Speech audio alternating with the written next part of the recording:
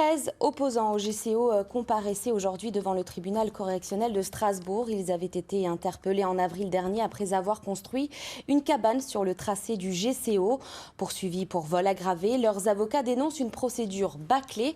Le jugement a été mis en délibéré au 20 novembre prochain. Marie Coulon et Philippe Dezampt. Devant le palais de justice de Strasbourg, ces militants écologistes sont venus soutenir 13 des leurs. Des opposants au GCO âgés de 20 à 30 ans interpellés en avril dernier après la construction d'une cabane sur le tracé du grand contournement ouest. La justice leur reproche notamment d'avoir utilisé du matériel issu de la zone de chantier. Poursuivis pour vol aggravé mais aussi pour violence envers les forces de l'ordre, leurs avocats dénoncent une procédure pénale ponctuée de manquements.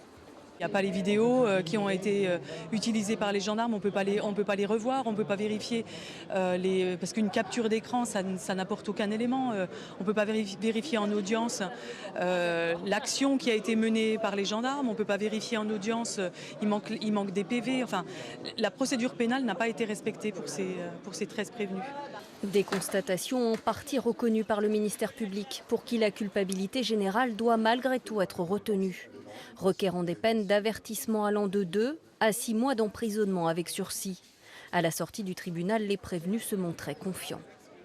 On a compris qu'il n'y avait vraiment rien dans le dossier et que les avocats ont bien montré que le tribunal n'avait aucune base concrète sur laquelle se reposer pour nous condamner ou nous acquitter. Et puis ça reste un combat légitime et je pense que certains des magistrats l'ont compris. C'est déjà un chemin qui est fait, enfin une grosse épreuve qui est passée et c'est pas encore totalement terminé mais on voit la fin, c'est cool. Les avocats des parties civiles pour qui les faits reprochés sont injustifiables n'ont pas souhaité s'exprimer à l'issue de l'audience. Le jugement a été mis en délibéré au 20 novembre prochain.